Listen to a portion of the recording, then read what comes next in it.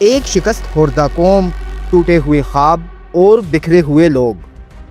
1971 کی جنگ نے پاکستان کا ایک بازو الگ کر دیا۔ وہ شخص جو ایک ہارے ہوئے ملک کا سربراہ بنا، مگر اس نے وعدہ کیا کہ وہ اس شکست کو طاقت میں بدل دے گا اور پاکستان کو ایک نیا راستہ دکھائے گا۔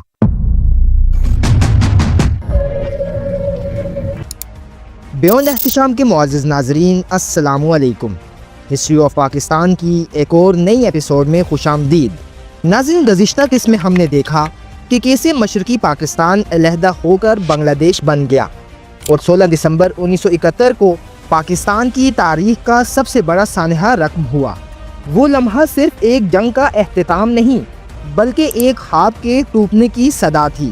اور اب کہانی آگے بڑھتی ہے، ایک ایسے دور میں جہاں شکست کے ملبے سے امید، جمہوریت اور آئین کا سفر شروع ہونے والا تھا۔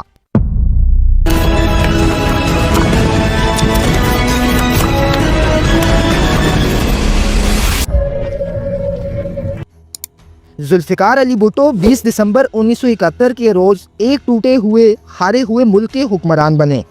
ملک میں کوئی آئین تو تھا نہیں، سابق ڈکٹیٹر صدر جنرل یحییٰ خان نے مارشل لا کے ریگولیشنز کے تحت بھٹو کو اقتدار منتقل کر دیا۔ Zulfikar Ali Bhutto chief martial law administrator اور پریزیڈنٹ بن گئے۔ اپنے پہلے خطاب میں بھٹو نے کہا، میں وعدہ کرتا ہوں کہ ہم ایک نیا پاکستان بنائیں گے۔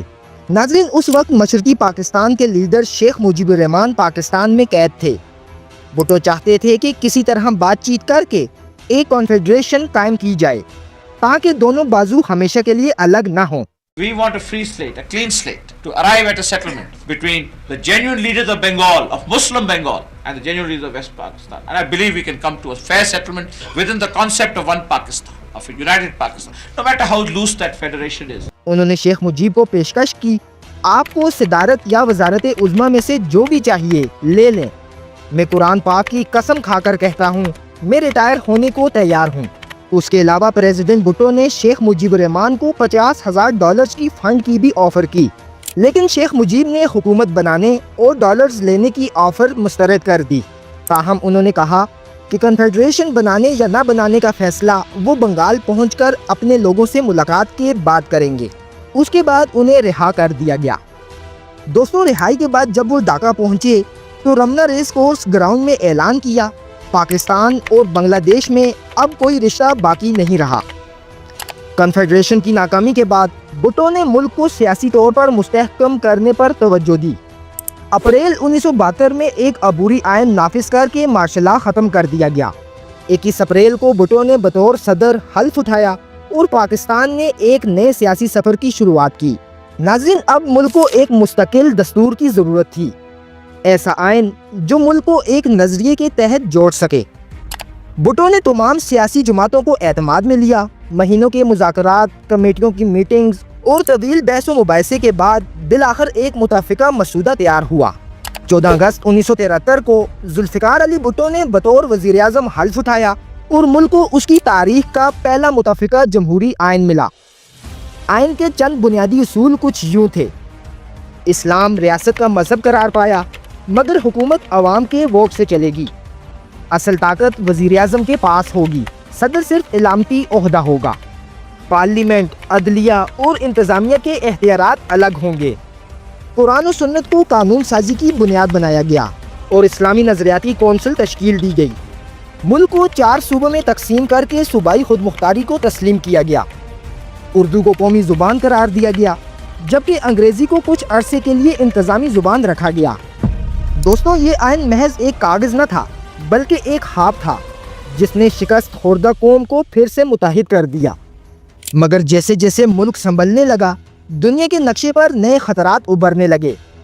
بھارت نے 1974 میں ایٹمی تجربہ کر کے پورے خطے میں طاقت کا توازن بدل دیا، اور اسی لمحے ذوالفقار علی بھٹو نے قوم کے سامنے اعلان کیا، ہم گاز کھا لیں گے مگر ایٹم بم ضرور بنائیں گے۔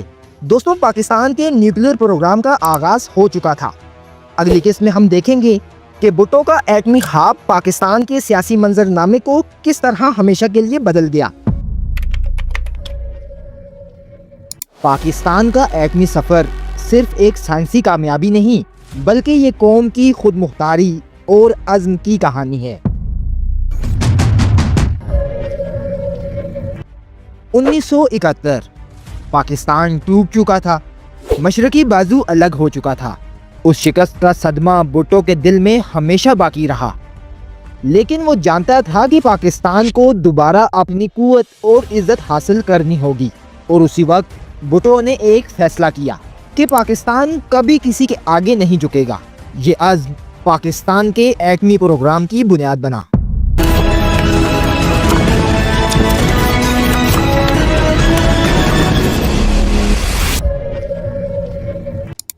نومبر 1972 میں بھٹو صاحب نے کراچی نیوکلیئر پاور پلانٹ کو فعال کیا۔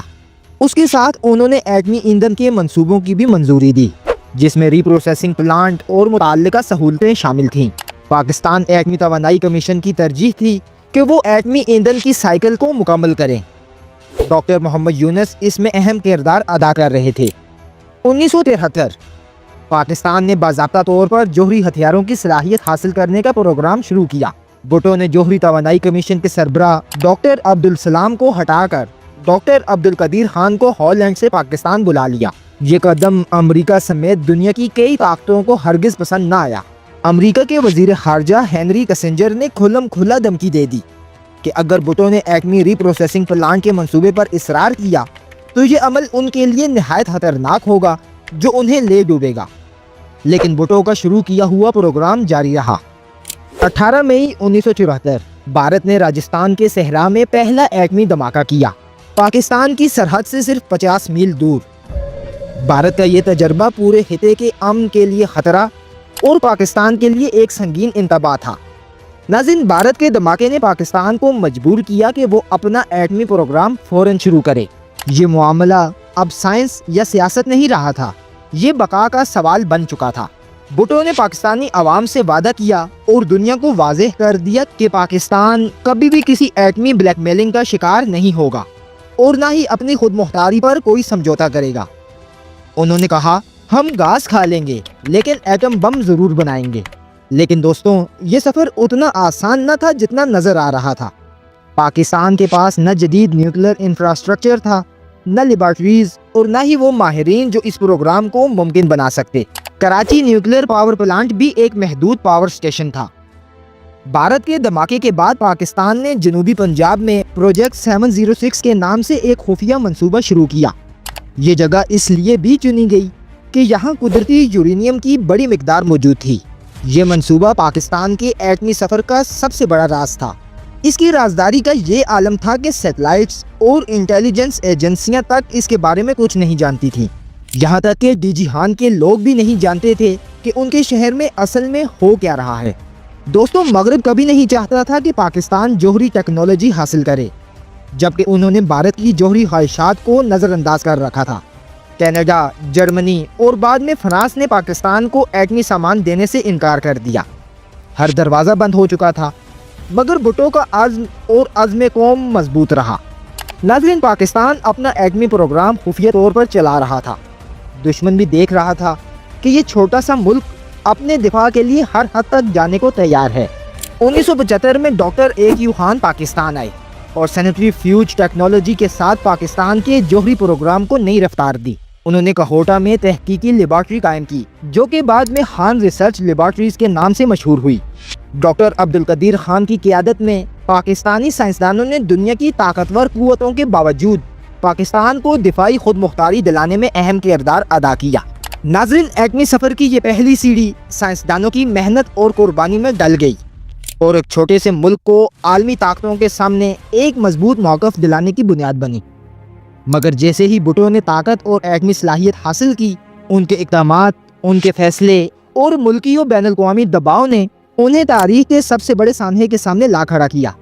اگلی قسط میں ہم دیکھیں گے بھٹو کی حکومت اور ان کے فیصلے پاکستان کی سیاست کو کس طرح بدل گئے اور کیسے بھٹو کی زندگی اور اقتدار انتہائی المناک انجام تک پہنچے۔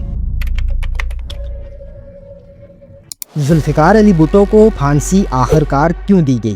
ان پر مقدمہ تھا کیا؟ اور جنرل ضیاء الحق اور ذوالفقار علی بھٹو کے بیچ تناؤ کس بات کا تھا؟ जानते हैं आज की वीडियो में। 1974 में भारत के एटमी धमाके के बाद भुट्टो ने कौम से वादा किया था, हम घास खा लेंगे मगर एटम बम ज़रूर बनाएंगे। लेकिन तारीख के सफ़हात पलटे तो कुछ और ही लिखा हुआ था। जो शख्स पाकिस्तान को ताकत देने निकला था वो खुद ताकत के खेल में तन्हा रह गया।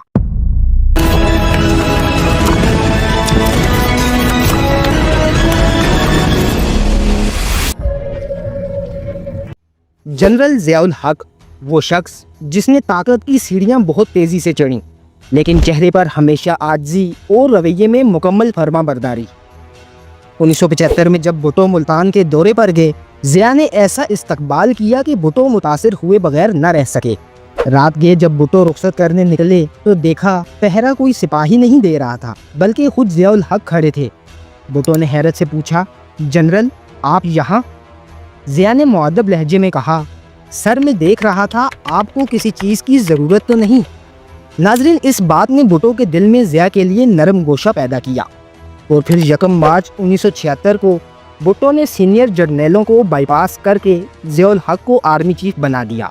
और यही फैसला भुट्टो की ज़िंदगी का सबसे ख़तरनाक फैसला साबित हुआ, क्योंकि इक़्तिदार के खेल में एतमाद सबसे महंगी गलती साबित होता है।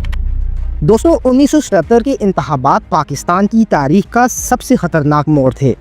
पीपल्स पार्टी 2/3 अक्सरियत से जीत गई, लेकिन अपोजिशन ने नताइज मानने से इनकार कर दिया। सड़कों पर एहतजाज शुरू हुए, लाठियाँ चली, गोलियाँ चलीं और मुल्क एक बार फिर बहरान में जा गिरा। तहरीक निज़ाम मुस्तफ़ा पूरे पाकिस्तान में फैल गई। भुट्टो के दौर की शराब, जुआ और सख्त सियासी रवैयों को बुनियाद बनाकर इस तहरीक को मजहबी रंग दे दिया गया। इस तहरीक में निज़ाम मुस्तफ़ा तो न आया, लेकिन जनरल ज़ियाउल हक ज़रूर आ गए। 5 जुलाई 1977 की रात ज़िया ने इक़्तिदार पर कब्ज़ा कर लिया। पाकिस्तान की तारीख का तीसरा मार्शल लॉ नाफिज हो चुका था। मिस्टर भुट्टो की हुकूमत ख़त्म हो चुकी है। सारे मुल्क में मार्शल लॉ नाफिज कर दिया गया है। कौमी और सूबाई असम्बलियाँ तोड़ दी गई हैं। सूबाई गवर्नर और वज़ीर हटा दिए गए। भुट्टो को कैद कर लिया गया। भुट्टो कहते रहे, मैंने ज़िया पर अंधा एतमाद किया था, लेकिन अब कुछ भी हाथ में न रहा। उनको रावलपिंडी जेल के जनाना हिस्से में एक 7 बाय 10 फुट की कालकोठरी में रखा गया था। भुट्टो को एक पलंग, गद्दा, छोटी सी मेज़ और एक किताब रखने के लिए शेल्फ दी गई थी। बगल में एक छोटी सी कोठरी और थी जहां उनके लिए एक कैदी खाना बनाता था। हर 10 दिन बाद वो कैदी बदल दिया जाता ताकि उसे भुट्टो के साथ उनसियत ना हो।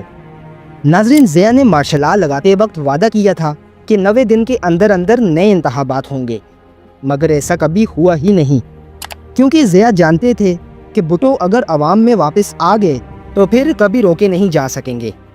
कहते हैं ज़िया ने शुरू में भुट्टो को फांसी देने का फैसला नहीं किया था, लेकिन एक बयान ने सब कुछ बदल दिया कि भुट्टो ने गुस्से में एक बार कहा था कि मैं ज़िया की मूंछों के तस्मे बनाऊंगा। ये जुमला ज़िया को बहुत गरां गुजरा, लिहाजा ज़िया ने ये फैसला कर लिया कि या तो वो रहेंगे या भुट्टो।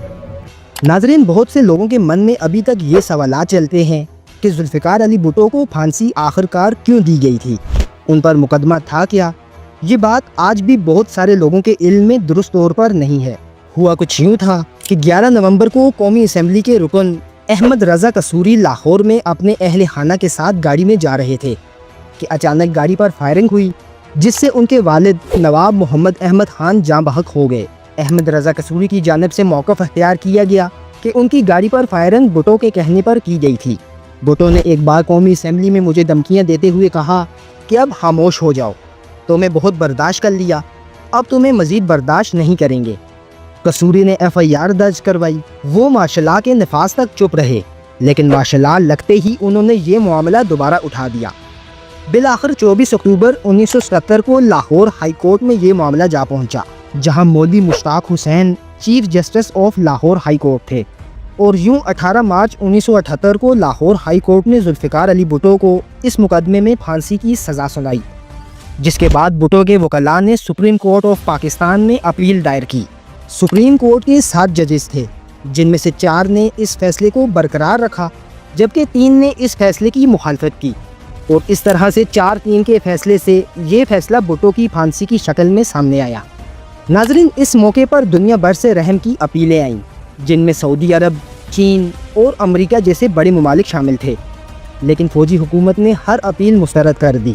ये मुकदमा तारीख़ में अदालती कत्ल के नाम से याद रखा जाता है। पंजाब हुकूमत के जल्लाद तारा मसीह को भुट्टो को फांसी देने के लिए लाहौर से खसूसी तौर पर बुलाया गया था। जल्लाद तारा मसीह का ये काम जद्दी पुश्ती पेशा था। उनका ख़ानदान महाराजा रंजीत सिंह के ज़माने से फांसी देने का काम कर रहा था। उस वक्त भुट्टो को फांसी देने के लिए जल्लाद मसीह की तनख्वाह 375 रुपये माहाना थी और हर फांसी देने पर उनको 10 रुपये इजाफी तौर पर दिए जाते। 4 अप्रैल 1979 रात के अंधेरे में जेल के दरवाजे खुले। भुट्टो को फांसी के तख्ते की तरफ ले जाया गया। कहा जाता है कि अपने आखिरी वक्त में भुट्टो ने जेलर से कहा, मेरे बाद लोगों को बता देना कि बुज़दिल कौम के बहादुर लीडरों का यही अंजाम होता है। जब जुल्फ़िकार अली भुट्टो को फांसी दी जाने लगी तो उन्होंने जल्लाद से कहा कि फंदा खींचो, यानी फिनिश इट। और इस तरह पाकिस्तान की सियासत का सबसे बड़ा बाब बंद हो चुका था। अगली किस्त में हम देखेंगे कि कैसे जनरल ज़ियाउल हक ने मार्शल लॉ के बाद पाकिस्तान को बिल्कुल नई सिमत में मोड़ दिया। इस्लामाइजेशन के फैसले, रेफरेंडम, अफ़गान जिहाद, अमरीकी इत्तेहाद और वो दौर जिसने आने वाली नस्लों तक पाकिस्तान की सियासत बदल दी। कुछ वाक़यात तारीख़ के आईने में ऐसे अक्स छोड़ जाते हैं जो सदियों तक ये सोचने पर मजबूर करते हैं कि ये लम्हे सिर्फ माजी का हिस्सा थे या हमारे आज और कल के लिए भी एक सबक हैं। 1977 का साल पाकिस्तान की सियासत में एक नया और गैर मुतवक्के मोड़ लेकर आया। एक ऐसा मोड़ जिसने न सिर्फ जुल्फ़िकार अली भुट्टो की हुकूमत को ख़त्म किया, बल्कि पाकिस्तान की सियासी, समाजी और मजहबी तारीख को हमेशा के लिए बदल दिया। मार्शल लॉ, इस्लामाइजेशन, अफ़गान जिहाद और अमरीकी ताल्लुकात, ये सब ज़ियाउल हक के दौरे हुकूमत की पहचान बन गए।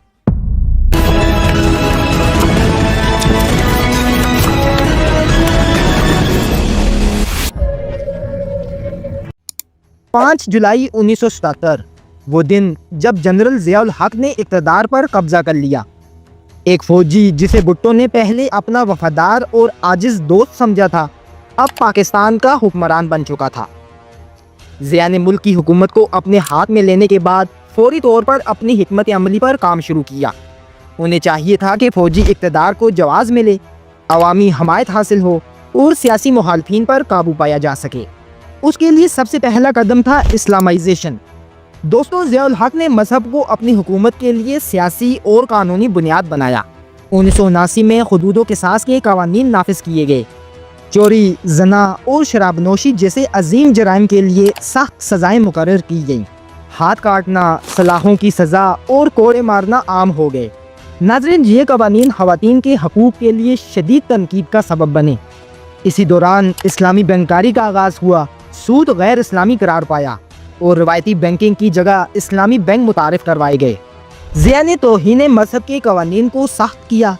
तालीमी निसाब में तब्दीली की गई। कुरान व हदीस, इस्लामी तारीख़ और तालीमात पर जोर दिया गया। स्कूलों और यूनिवर्सिटियों में मजहबी तालीमात को लाजमी बनाया गया। मजहबी जमातों को सियासी तौर पर मजबूत किया गया।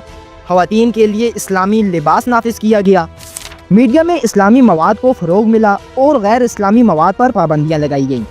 दोस्तों, इस्लामाइजेशन की बुनियाद पर ज़िया ने 19 दिसंबर 1984 को रेफरेंडम करवाया, जिसमें आवाम से पूछा गया कि क्या वो ज़ियाउल हक को सदर के तौर पर मज़ीद 5 साल के लिए बरकरार रखने और शरीयत नाफिज करने के हक़ में है। नाज़रीन, नताइज में ज़िया के हक़ में बड़ी अक्सरियत ने वोट दिया। इस रेफरेंडम ने ज़िया को आइनी और मजहबी जवाज़ फराहम किया, जिससे उसने अपनी हुकूमत को मजबूत किया और मुखालिफिन पर सख्ती से काबू पाया। लेकिन इसके साथ साथ तनकीद भी काफ़ी हुई। रेफरेंडम को शफाफ नहीं समझा गया। मीडिया और सियासी जमातों पर पाबंदियाँ थीं और इसे ज़िया की आमरीत को कानूनी जवाज़ देने के तौर पर देखा गया। दोस्तों, इसी दौरान 1979 में सोवियत यूनियन ने अफ़गानिस्तान पर कब्ज़ा किया। ये पाकिस्तान के लिए एक बहुत बड़ा खतरा था, क्योंकि अफ़गान पनाहगज़ीन पाकिस्तान में दाखिल हुए और सरहदी इलाकों में सिक्योरिटी के मसाइल बढ़ गए। ज़ियाउल हक ने अफ़गानिस्तान में शूरश को इस्लामी जहाद के तौर पर पेश किया। पाकिस्तान ने मुजाहिदीन की तरबियत, हथियार और माली मदद फराहम की। पाक फ़ौज के कैंप तरबियती मराकज़ बन गए और CIA के ज़रिए मगरबी ममालिक ने भी ताउन किया। اس پالیسی کے اثرات بہت وسیع تھے۔ پاکستان کی فوجی طاقت میں اضافہ ہوا، پاکستان کا علاقائی اثر و رسوخ مضبوط ہوا اور افغان جہاد نے سوویت افواج پر دباؤ ڈال کر بالآخر 1989 میں ان کے انخلاء میں مدد کی۔ دوستوں، ضیاء الحق نے افغانستان میں شورش کے ذریعے امریکہ کے ساتھ تعلقات مضبوط کیے۔ امریکی امداد نے پاکستان کی فوج کو جدید ہتھیار، تربیت اور مالی وسائل فراہم کیے۔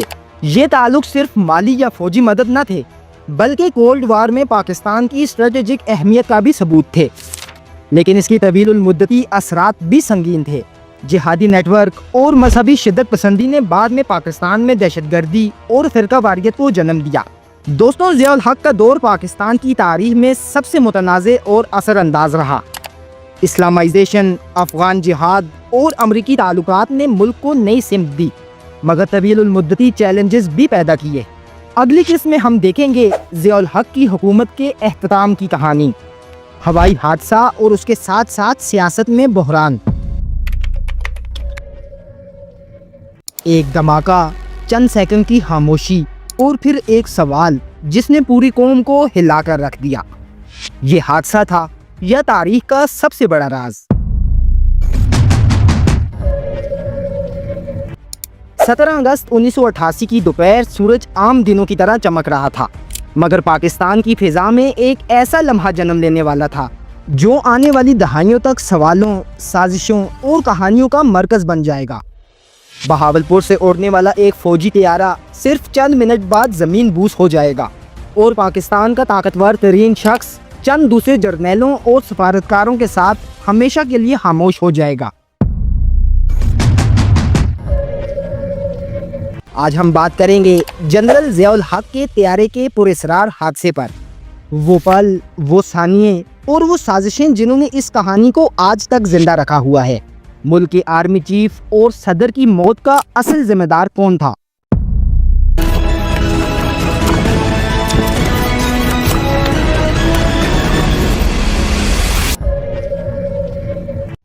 سترہ اگست کو بہاولپور کی گرمی اپنے عروج پر تھی۔ صدر پاکستان ایک فوجی مشق ضرب مومن کا جائزہ لینے آئے ہوئے تھے۔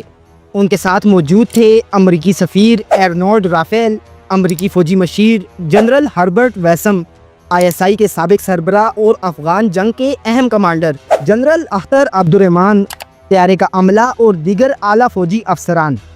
کل تقریباً 30 افراد شامل تھے۔ کسی کو اندازہ بھی نہ تھا کہ یہ لوگ اپنی زندگی کے آخری لمحے گزار چکے ہیں۔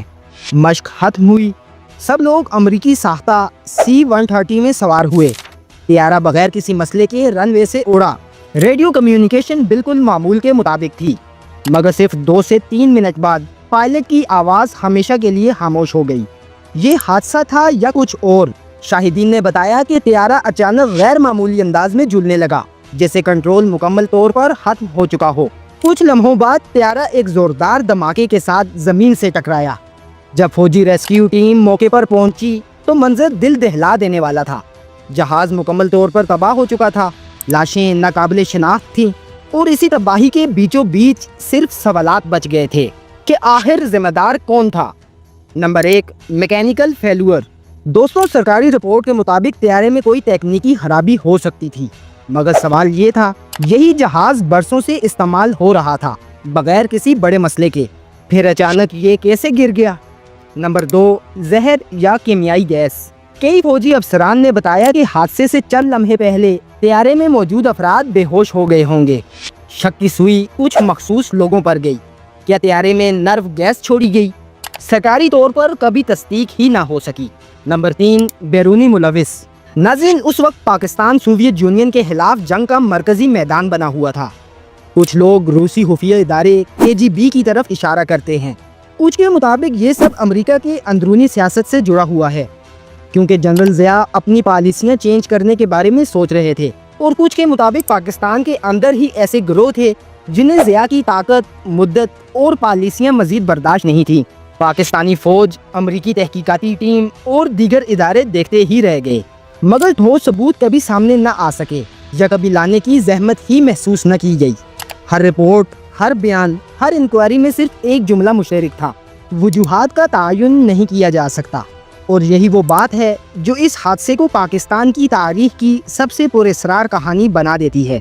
ناظرین، جب بھی کسی جہاز کو حادثہ پیش آتا ہے تو لاشوں کا پوسٹ مارٹم ضرور کیا جاتا ہے تاکہ پتہ لگایا جا سکے کہ موت کیسے ہوئی۔ اب یقیناً C-130 کے مسافروں کا پوسٹ مارٹم بھی کیا ہوگا۔ یہ کوئی عام لوگ تو نہ تھے، یہ پاکستان کے طاقتور ترین لوگ تھے، لیکن CMH ملتان میں ڈاکٹروں کو پوسٹ مارٹم سے روک دیا گیا۔ ضیاء الحق کی موت بلکہ قتل کا اصل ذمہ دار کون ہے؟ اس سوال کا یقینی جواب تو آج بھی کوئی نہیں دے سکتا، یا پھر یوں کہہ لیجیے کہ دینا افورڈ ہی نہیں کر سکتا۔ پاکستان کی تاریخ کا طاقتور ترین جرنیل اس طرح قتل ہوا کہ آج سب کچھ معلوم ہونے کے باوجود بھی کوئی اسے قتل نہیں کہتا۔ بھٹو کے عدالتی قتل کی بات تو سب کرتے ہیں، لیکن ضیاء کے قتل کی بات کوئی کیوں نہیں کرتا؟ ہماری تاریخ ایسے واقعات سے بڑی بڑی ہے۔ دوستوں، اگلی ویڈیو میں ہم دیکھیں گے کہ جنرل ضیاء کے جاتے ہی پاکستان کی طاقت کا توازن کس طرح تبدیل ہوا اور ملک کس نئے سیاسی طوفان میں داخل ہوا۔ ایک ایسی کہانی جہاں ہر کردار اپنی چال چل رہا تھا۔ اگر یہ ویڈیو آپ کو پاکستان کی تاریخ کے اس اہم لمحے کو سمجھنے میں مددگار لگی ہو تو اسے لائک کریں، دوستوں کے ساتھ شیئر کریں اور چینل کو سبسکرائب ضرور کریں، کیونکہ تاریخ صرف ماضی نہیں بلکہ مستقبل کا فیصلہ بھی کرتی ہے۔ پاکستان کی تاریخ کے نئے راز جاننے کے لیے ہمارے ساتھ جڑے رہیں۔ ملتے ہیں انشاءاللہ اگلی ویڈیو میں۔ اللہ حافظ، فی امان اللہ۔